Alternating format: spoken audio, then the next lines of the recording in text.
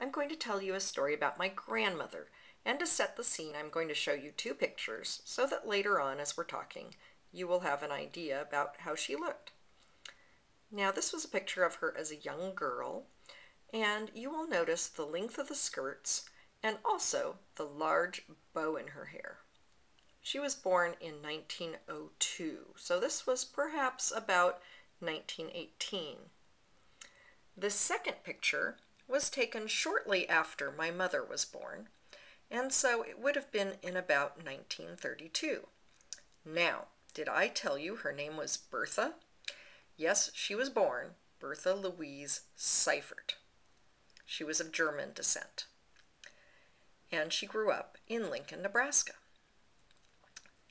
Early in life, she had her name changed. She decided to change it to Betty Lou because, as she said, only big things like cannons and elephants are named Bertha. Well, back to her childhood.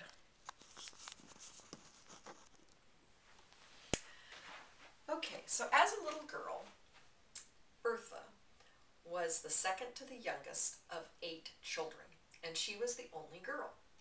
Her father was a milliner, and he traveled a lot for business. Now, young Bertha did not like to have her dolls sleep in her room. She felt they should have their own place to sleep. So at night, she would make little beds outside her room along the hall for her dolls. The only problem was her 7 rambunctious brothers would have shoe fights up and down the halls in the evening, and very often her china dolls would get their noses broken off. As young Bertha grew up, she went to college in Lincoln, Nebraska, and she became an elementary school teacher. She went to teach in the little town of Broken Bow.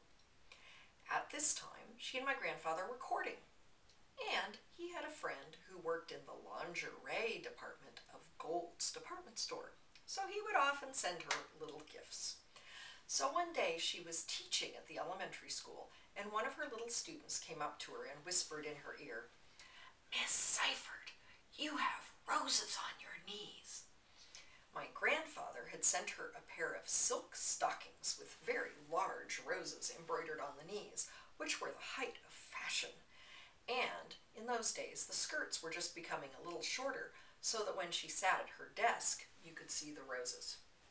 How racy! Well, even in her 60s, she would get up on a little platform at the end of our family room, and she would do the Charleston for us. She went to college during the days of the flappers and bathtub gin.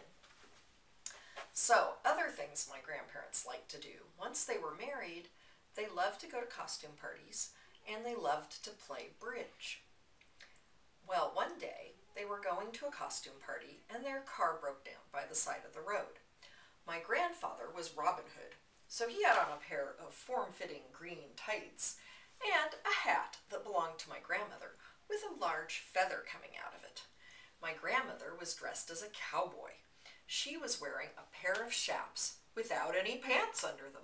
Actually, she was wearing some pants. She had on a pair of my grandfather's white baggy cotton drawers. And she had put some red marks on the back of them to look like bullet holes. Well, they must have made quite the couple as they stood by the roadside trying to flag someone down to help them with their car. My grandmother managed to incorporate life lessons into a lot of things that she did with me. As a small child, I can still remember very clearly standing at her kitchen sink with her, and she had some measuring cups and a pan, and we were going to talk about saving money. So she showed me how, as she filled the measuring cups with water and poured them into the pan, that was like making money and saving it. And the more you saved it, the more it built up in the pan. On the other hand, if you made money, filled up the measuring cup, and then dumped it into the sink, that was like spending money. And basically, you were just pouring your money down the drain. I still remember her getting out a very beaten up little notebook in which she showed me. She had a page for each of her stocks, and she would write down what the stock price was every day. And she explained to me how she had inherited a little of this stock prior to the Depression. And when the Great Depression came, a lot of people panicked and they got rid of their stocks because they felt they were worthless. Well, she decided to hang on to her stocks, and she showed me how over the years the dividends and how they had split and how she managed to basically provide for her retirement and her family through these stocks. And indeed, years later, I used a number of shares of her IBM stock to put the down payment on my first home. So I think I inherited the saving gene. At the same time, she could be very lavish with gifts. For example, when I was born, she bought my grandfather, for some reason, a brand new car. She went down and paid cash for a Lincoln Continental.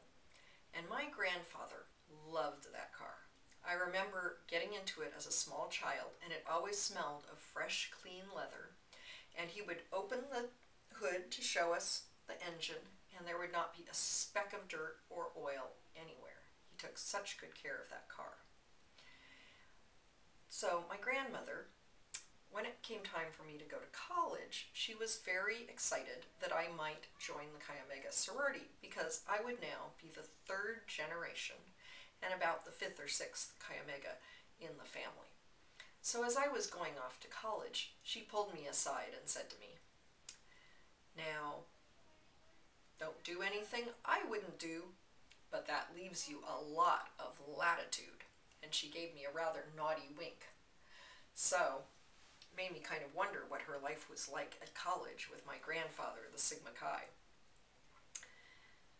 So meanwhile, as life went on, she taught me many things. And the only time we sort of had a difference of opinion was when I got ready to go off to graduate school. And she said to me, "I don't understand why you're going to graduate school. It's not going to teach you how to cook any better or how to clean the house any better to get a husband." Well, I went off to graduate school, and that's where I met my husband. So, oh well, Grandma. Anyway, my grandmother was a wonderful, vivacious person, and she taught me many things. She taught me to save.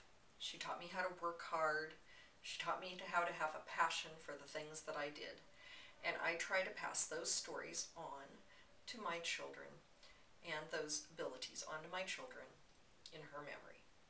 Thank you.